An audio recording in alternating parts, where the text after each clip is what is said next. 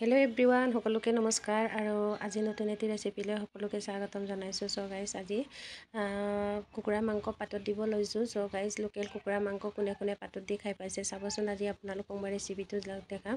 প্ৰথমে হালধি, নিমখ, জলকীয়া, নহৰু, আদা, পিঁয়াজ খুন্দিখিনি ধুনীয়াকৈ সানি লৈছোঁ আৰু ভালকৈ মিক্স হোৱাকৈ সানিব লাগিব। সানাৰ পিছতে এয়া মই তৰাপাত পাৰিলোঁ আৰু তৰাপাতটো ধুনীয়াকৈ ধুই পখালি ৰ'দত শুকাই থৈছিলোঁ। তথাপিও আকৌ আৰু এবাৰ ধূলি মাকতি সোমালে বা বোলে আকৌ আৰু এবাৰ ধুলোগৈ। আৰু এয়া চাওকচোন, সেউজীয়া সেউজীয়া ইমান ধুনীয়াকৈ। আৰু এতিয়া মই মাংসটো কিমান ধুনীয়াকৈ সানিছিলোঁ আপোনালোকে দেখিলেই নহয়। সানি পুটুকি হেৰি হোৱাৰ পিছত এতিয়া মই পাতত বান্ধি আছোঁ। এয়া চাওকচোন। আৰু এনেকৈ বান্ধি কোনে কোনে এনেকৈ পাতত দি খাই পাইছে আপোনালোকে সকলোৱে কমেণ্ট কৰিবলৈ নাপাহৰিব। আৰু ফাইনেলি গাইজ এয়া হৈ গ'ল। আৰু আমি মানে কেৰাহীত জুইশালি নাই যে, সেইটো কাৰণে মানে কেৰাহীতে মানে ধুনীয়াকৈ গৰম কৰি মেলি একেবাৰে গাপ দি কিনি ধুনীয়াকৈ পাতত দিলোঁ। এয়া চাওকচোন। আৰু হৈ গ'ল, ইমান ধুনীয়া ধুনীয়া গোন্ধ ওলাইছে নহয়।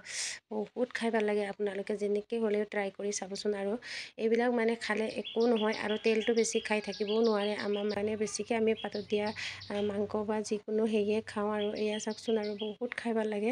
ইয়াতে মানে হালধি নিমখ ধুনীয়াকৈ সানি পুটুকি আপোনালোকে পাতত দি এনেকৈ।